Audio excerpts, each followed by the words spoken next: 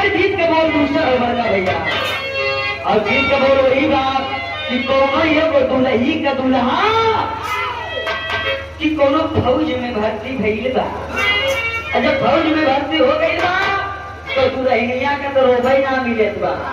तो का खाले बा गीत के बोल वही बा।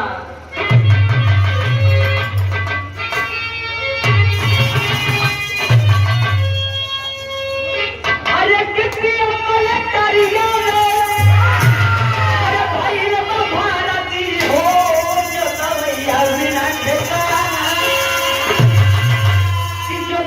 बिना खेतरा अपराना पारती हो।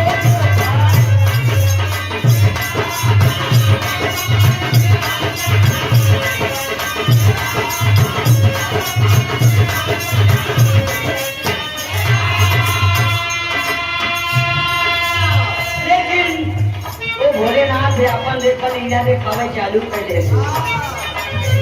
मोती खोल जाओ हरी मोती खोले अपन हो भारी भीरा भाई रामा भारी भीरा भाई रामा राजा के आने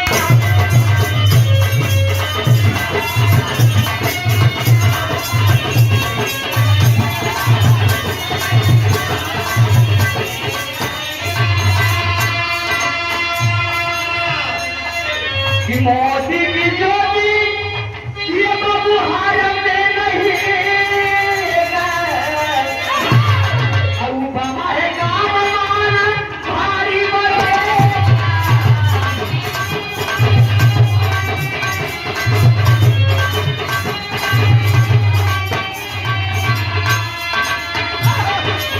रोज देखी मोती हार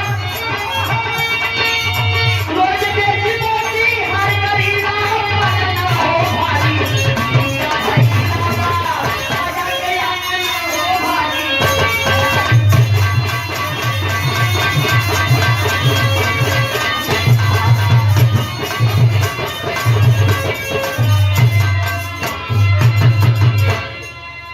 यही भोलेनाथ का हक में कि यही हमारा धंधा हो। यही रोज फेरा लगाते हैं गांव गांव में और यही बेचते हैं और बेच करके अपन यही परिवार जियाते हैं पेट पालते हैं। यही बात भोलेनाथ जब बतावत हमें। लेकिन महाराज में इतना दयालु होने गए बाबू कि अरे बेचारा बड़ा वैसन बा कहल गई बा। अरे कहीं सुनी बुरी बात ये बाबू सोचे ना